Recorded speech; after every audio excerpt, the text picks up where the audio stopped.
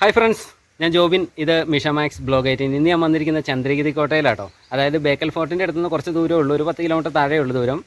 ഈ ബേക്കൽ കോട്ട് ഭയങ്കര ഫേമസ് ആയതോടുകൂടി ഇതിന് ഇച്ചിരി പ്രശസ്തി കുറഞ്ഞിട്ടുണ്ട്.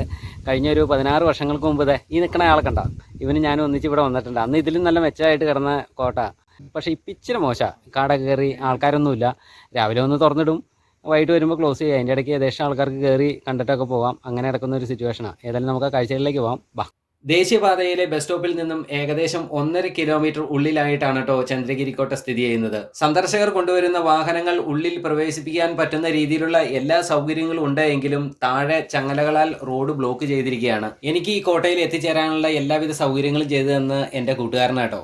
നമ്മുടെ ദോസാട്ടായിരിക്കണേ, കാലങ്ങൾക്ക് ശേഷം കണ്ടു കിട്ടിയത്. പേര് രാകേഷ്, കാസർഗോഡുകാരനാണ്. ഞങ്ങൾ ഒന്നിച്ച് ആലുവയിൽ കുറേ നാൾ ഒന്നിച്ച് പഠിച്ചതാണ്. ഇനി നമുക്ക് മാറ്ററിലേക്ക് വരാം. നമ്മളിവിടെ വരുമ്പോൾ തന്നെ ഗേറ്റുകളെല്ലാം തുറന്ന് തന്നെയാണ് കിടക്കുന്നത്. പക്ഷേ ഇവിടെ സെക്യൂരിറ്റികളോ കാര്യങ്ങളോ ഒന്നും തന്നെ ഇല്ല. രാവിലെ 8 മണി മുതൽ വൈകിട്ട് 5 മണി വരെ മാത്രമാണ് ഇത് തുറന്നിടുക. അതിനുശേഷം ആരോ വന്ന് ഇത് ലോക്ക് ചെയ്യുന്നുണ്ട്. സമുദ്രനിരപ്പിൽ നിന്ന് ഏകദേശം 46 മീറ്റർ ഉയരത്തിലും അതുപോലെ 7.25 ഏക്കർ വിസ്തൃതിയിൽ വ്യാപിച്ചു കിടക്കുന്ന ഒരു കോട്ടയാണിത്. ഇതിൻ്റെ 3 വശങ്ങളിലും ബൃഹത്തായ വലിയ കിടങ്ങുകൾ നിർമ്മിക്കപ്പെട്ടിട്ടുണ്ട്. കൂടാതെ ഈ 7.5 ഏക്കറിനുള്ളിൽ 5 ഏക്കർ വ്യാപ്തി വരാൻ പാകത്തിന് ചതുരാകൃതിയിലാണ് ഈ കോട്ട നിർമ്മിക്കപ്പെട്ടിട്ടുള്ളത്.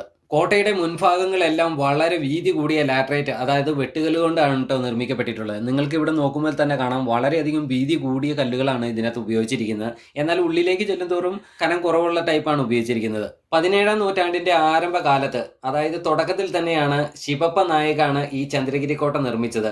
എന്നാൽ ഇപ്പോൾ ഇത് കേരള സർക്കാരിൻ്റെ പുരാവസ്തു വകുപ്പിൻ്റെ കീഴിലാണ് എങ്കിലും വേണ്ടത്ര നോട്ടമില്ലാതെ നാശോന്മുഖമായിക്കൊണ്ടിരിക്കുകയാണ്. ഗേറ്റ് തുറന്ന് കോട്ടയുടെ ഉള്ളിലേക്ക് കയറുമ്പോൾ തന്നെ വലതുവശത്തായിട്ടുള്ള ഭാഗത്ത് കുറെ ഭാഗങ്ങൾ ഇടിഞ്ഞു ചാടി പോയിട്ടുണ്ട്. നമ്മളിപ്പോൾ കയറി ചെന്നിട്ടുള്ളത് കോട്ടയുടെ വാച്ചിങ് ടവർ സ്ഥിതി ചെയ്യുന്ന ഭാഗത്താട്ടോ.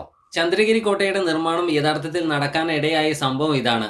തുലനാട്, കൊളത്തുനാട് എന്നീ 2 രാജ്യങ്ങളുണ്ടായിരുന്നു. അതിന്റെ ഒരു അതിർത്തി പ്രദേശമായിട്ടായിരുന്നു ചന്ദ്രഗിരി നദിയെ കണക്കാക്കിയിരുന്നത്. അതേ കാലയളവിൽ തന്നെ ഇന്നത്തെ കർണാടകയിലെ ഉത്തര കന്നഡ എന്ന് പറഞ്ഞ സ്ഥലം ഭരിച്ചിരുന്ന ഒരു രാജസമൂഹം ഉണ്ടായിരുന്നു, വിജയനഗര സാമ്രാജ്യം.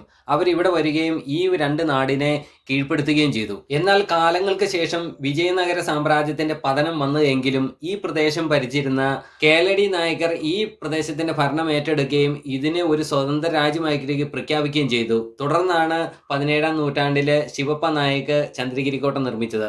നമ്മളിപ്പോൾ ഈ കാണുന്നത് കോട്ടയുടെ ഒരു പ്രധാന വാച്ചിങ് ടവർ ആണ് കേട്ടോ. 2019 കോട്ടയ്ക്കുള്ളില് പുരാവസ്തു വകുപ്പിന്റെ ഒരു ഖനനം നടത്തി. പീരങ്കിയുടെ ഉണ്ടകള്, അതുപോലെ ഇരുമ്പ് ഉപകരണങ്ങള്, മൺപാത്രങ്ങള്, അങ്ങനെ വളരെയധികം സാധനങ്ങൾ ഇവിടുന്ന് കിട്ടിയെങ്കിലും ഇന്നിപ്പോൾ അതൊന്നും കാഴ്ചയിലില്ല. കോട്ടയ്ക്ക് ഉള്ളിൽ നിന്ന് കിടങ്ങുകളിലേക്ക് പോകാൻ പാകത്തിന് പ്രവേശന കവാടങ്ങളും അതുപോലെ തുരങ്കങ്ങളും 8 കൊത്തളങ്ങളും അതുപോലെ ഈ കോട്ടയ്ക്കുള്ളിൽ തന്നെ മറ്റു പല കെട്ടിടങ്ങളും ഉണ്ടായിരുന്നു. എന്നാൽ ഇന്ന് അതൊന്നും കാഴ്ചയിലില്ല. നമ്മളിപ്പോൾ ഈ കാണുന്ന ഭാഗത്തിന് താഴെ ഭാഗത്തായിട്ട് ഒരു തുരങ്കമുണ്ട്. ദാ ഇവിടെയായിട്ടാണ് തുരങ്കം. ഇത് ഒരു കിടങ്ങിലേക്ക് പോകുന്ന ഭാഗമാണ്. നമുക്ക് അങ്ങോട്ടൊന്ന് പോകാം. അതിൻ്റെ അകത്ത് ഇറങ്ങാൻ പറ്റുന്ന സാഹചര്യമാണെങ്കിൽ നമ്മൾ ഇറങ്ങുന്നതാണ്. ഇല്ലെങ്കിൽ മാക്സിമം നിങ്ങളുടെ അടുത്തേക്ക് വീഡിയോ എത്തിക്കും. ഇതാണ് ഈ ഭാഗത്താണ്. ഇറങ്ങാനുള്ള സാഹചര്യങ്ങളില്ല. ഒന്ന് കാട് മൂടി കിടക്കുകയാണ്. പിന്നെ വളരെ ചെറിയതൊരു തുളയാണ്. ഇതിൻ്റെ അകത്ത് പറ്റിയേക്കണേ എന്നാന്ന് വെച്ച് കഴിഞ്ഞാൽ മണ്ണൊക്കെ വന്ന് മൂടി കിടക്കുന്നതുകൊണ്ട് നമുക്ക് അങ്ങനെ ഡയറക്റ്റ് കയറി പോകാൻ പറ്റുന്ന ഒരു സാഹചര്യമല്ല. ഇതുപോലെ കോട്ടയുടെ 4 ഭാഗങ്ങളിലും തുരങ്കങ്ങളുണ്ട്. എന്നാൽ പുല്ലുമേടി കിടക്കുന്നതുകൊണ്ട് നമുക്ക് കാണാൻ പറ്റുന്ന സാഹചര്യമല്ല.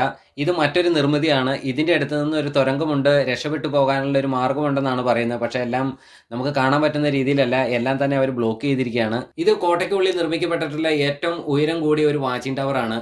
ഇത്രയൊക്കെയാണ് ഇന്നത്തെ എൻ്റെ വീഡിയോയിൽ ഞാൻ ഉൾപ്പെടുത്തിയിട്ടുള്ളത്. നിങ്ങൾക്ക് എൻ്റെ ഈ വീഡിയോ ഇഷ്ടപ്പെട്ടു എന്നാണ് ഞാൻ വിചാരിക്കുന്നത്. ഇഷ്ടപ്പെട്ടിട്ടുണ്ടെങ്കിൽ സപ്പോർട്ട് ചെയ്യാൻ മറക്കരുത്. അപ്പം മറ്റൊരു നല്ല വീഡിയോയുമായി കാണുന്നോടം വരെ ബൈ ബൈ.